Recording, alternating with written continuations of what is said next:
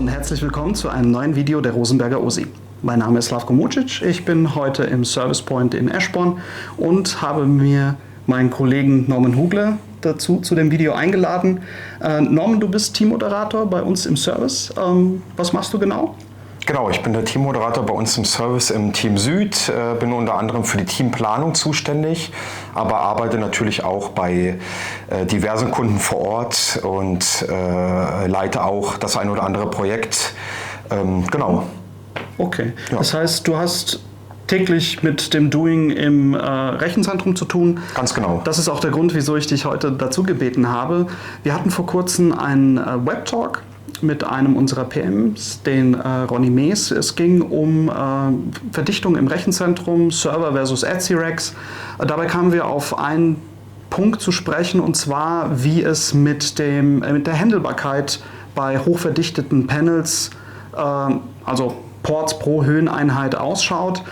Wie ist der tägliche Umgang für die operativen Teams im Rechenzentrum? Vor welchen Herausforderungen stehen sie?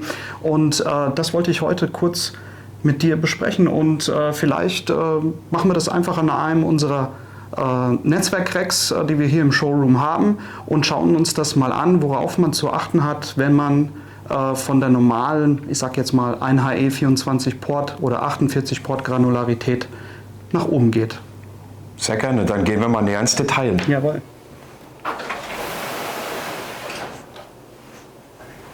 Gehen wir mal näher auf die Stecker ein. Hier an unserem 24-Port SD-Panel haben wir unsere LC-Kompaktstecker, wo man auch sehr gut an die Verriegelung drankommt, wie man sieht. Und ich kann die auch sehr leicht lösen.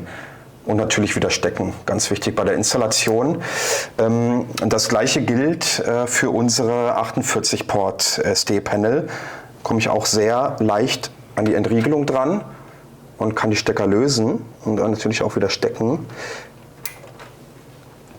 So, wir sehen hier zum Beispiel schon bei unserem 96er UHD-Panel, dass ich mit den LC-Kompaktsteckern, die hier schon eine gewisse Dichte haben, so einfach mit dem Finger nicht mehr drankomme. Hier bräuchte ich jetzt schon ein spezielles Werkzeug dafür. Mhm. Und so kommen wir auf unseren Push-Pull-Boot-Stecker, der natürlich bei der sehr hohen Dichte einfach mit einem Ziehen zu lösen ist. Das heißt, der wird am Knickschutz entriegelt? Der wird am Knickschutz tatsächlich entriegelt, genau. Okay. Ja, wird jetzt wieder mal aufgesteckt. So. Und hier unten haben wir noch ein perfektes Beispiel, wenn alles sehr dicht bepatcht ist. Also dann natürlich auch, wie es beim Kunden in dem Zustand sein kann, ist das auch ganz easy, dass man da dran kommen kann. Ja, also das Stecken und Entriegeln ist wirklich einfach zu handhaben. Sehr einfach zu handhaben, genau. Genau. Ja, vielleicht zeigst du noch den Push-Pull-Tab. Wir hatten den eine Zeit lang in unserem Portfolio, haben uns aber entschlossen, ihn wieder rauszunehmen. Vielleicht zeigst du noch mal, aus welchem Grund? Sehr gerne. Bei dem Push-Pull-Tab haben wir tatsächlich hier eine Art Antenne, die noch mal extra an der man nochmal extra zieht, um das Kabel zu lösen. Hier kann man es nochmal gut im Detail sehen, so sieht das Ganze aus. Ist natürlich, gerade wenn wir über die Dichte gesprochen haben, zusätzliches Material und auch Platz, was hier verschwendet wird. Da haben wir noch das zweite Problem, dass wenn wir das Kabel lösen und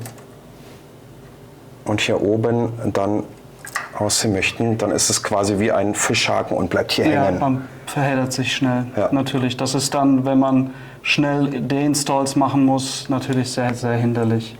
Klar, leuchtet ein.